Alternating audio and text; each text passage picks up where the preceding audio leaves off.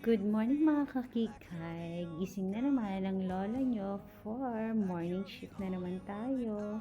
At dahil late na naman ang lola nyo, ayan, gahula naman tayo sa oras at madali ang mga movements na naman ang gagawin natin dito.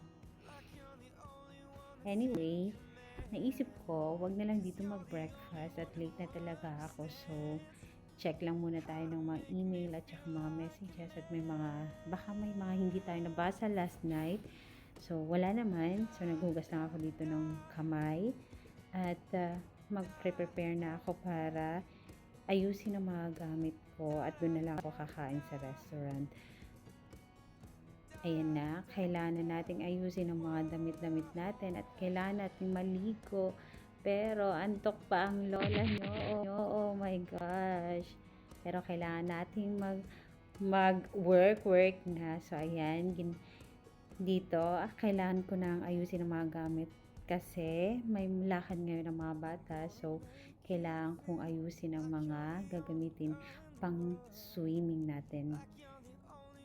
So, dito, naghahanap ako ng gagamitin kong pang swimming. At ayan na nga, naghahanap ang lola nyo ng mga pangmalakasang pang swimming natin, swimming attire natin. At eto na nga, dahil tapos na ang pag-fix natin at pag-ano ng mga gamit natin, kailangan nating maligo at nag-check pa ulit ng messages. Wala talagang nakakaalala. So, ayan. Sa wakas, natapos na rin ang ating pag-prepare at mga ligo-ligo na natin. So, kailangan na nating umalis at malilate na talaga tayo. So, ayan. Ito yung way namin papunta doon sa entrance. At dahil mahaba-haba yung ating walking, naisip ko, exercise ko na rin to for the morning. At oh my God, wala na tayong exercise. At ayan na nga, nandito na tayo sa labas habang nag-aantay tayo sa driver ng ating golf car. Ayan, nagmuni-muni muna ako at tinignan ko kung ano na ba ang nangyayari. Manong driver, asan ka na? Naboboring na ako. So, ayan na, dumating na rin si Kuya Driver at hinatid na talaga ako.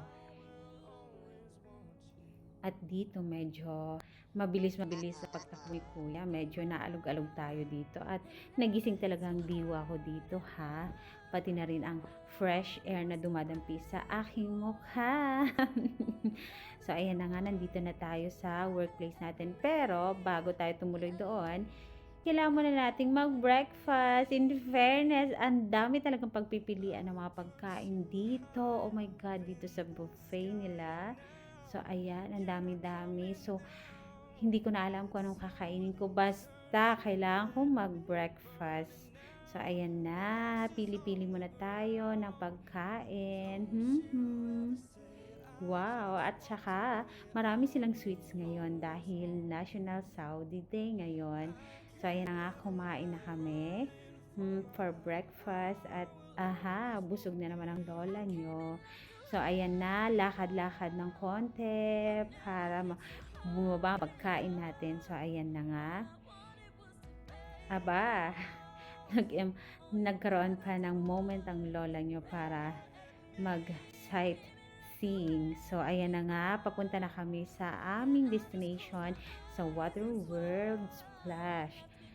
So, ayan, dahil nasa likod na ng car ang lola nyo. So, ayan, video na lang tayo mga kalola. Ayan.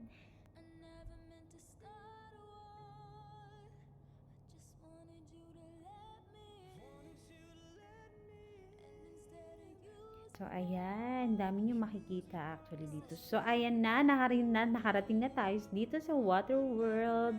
At, ayan na. Ready na tayong umitim. Oh my gosh. So, dito sa part na to, ano ba nangyayari sa part na to? Wala na. Naibaba ko na ang aking phone. So, ayan. Papunta na tayo sa Water World. At, kasama natin ang mga bata. So, ayan, enjoy na naman tayo sa langoy-langoy. Then, see later dahil umitim na naman tayo ng kalahating buwan. So, ayan, ito ang loob ng place. Fairness, maganda. At dahil tapos na, kailangan nating umuwi.